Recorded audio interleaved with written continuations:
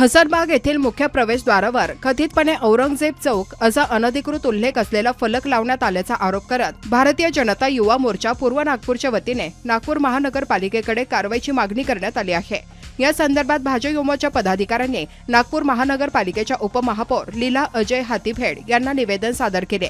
निवेदनात म्हटले आहे की महापालिकेची कोणतीही अधिकृत परवानगी न घेता काही घटकांकडून सार्वजनिक ठिकाणी स्वतःच्या पसंतीने नावे देऊन फलक लावले जात आहेत। यामुळे नागरिकांमध्ये संभ्रम निर्माण होण्याबरोबरच सामाजिक सलोख्यालाही बाधा पोहोचण्याची शक्यता आहे। नागपूर महानगरपालिकेच्या नियमांनुसार कोणत्याही सार्वजनिक जागेचे नामांतर करण्याचा अधिकार केवळ महापालिका प्रशासन आणि सर्वसाधारण सभेला असल्याचे निवेदनात नमूद करण्यात आले आहे।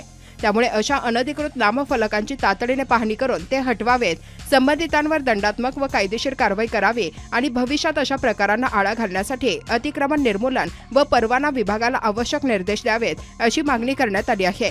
या प्रकरणात महापालिकेने 7 दिवसांच्या आत योग्य ती कारवाई करावी, अशी अपेक्षाही भारतीय जनता युवा मोर्चा पूर्व नागपूरच्या वतीने करण्यात आली आहे। आज हे निवेदन आमचे सन्मान्य नागपूर शहराचे अध्यक्ष दयाशंकरजी तिवारी आणि आमचे पूर्व नागपूरच्या विषयातल्या आमचे पूर्व नागपूरचे लोकप्रिय आमदार कृष्णाभाऊ खोपडे यांच्या मार्गदर्शनात आणि आमचे तिन्ही अध्यक्ष हर्षलजी गोविंदाजी आणि हर्षलजी वाडेकर या तिघांच्या नेतृत्वात आम्ही हे निवेदन दिलेले आहे माननीय उपमहापौर, कारण की या समितीचे उपमहापौर जी अध्यक्ष असल्यामुळे विषय आहे की हसनबाग चौकामध्ये एक प्रवेशद्वार आहे। त्या प्रवेशद्वारावर कुर शासक औरंगजेबाच्या नावाने असं लिहिलं आहे की आलमगीर औरंगजेब प्रवेशद्वार और आलमगीर औरंगजेब चौक। तर ज्या शिवछत्रपती शिवाजी महाराजांना, ज्या छत्रपती संभाजी महाराजांना आमच्या वर्षानुवर्ष ज्यांनी हिंदूंना त्रास दिला, ज्यांनी हिंदूंचे मठमंदिरं तोडले आणि संपूर्ण भारतामध्ये एक धोड त्यांनी मचवला, अशा क्रूर शासक औरंगजेबाचं महिमा मंडळ या नागपूर शहरामध्ये आम्ही चालू देणार नाही, संपूर्ण महाराष्ट्रात चालू देणार नाही। आणि औरंगजेबाचं जो कोणी महिमा मंडळ करत असेल, आम्ही याच्या आधी ते नाव मिटवलं आहे, पण कोणीतरी वारंवार ते नाव त्या ठिकाणी लिहिल्या जाते। म्हणून आम्ही आज माननीय उपमहापौरजींना निवेदन दिलं आहे की हे गेट 7 दिवसाच्या आतमध्ये आपण कारवाई करावी।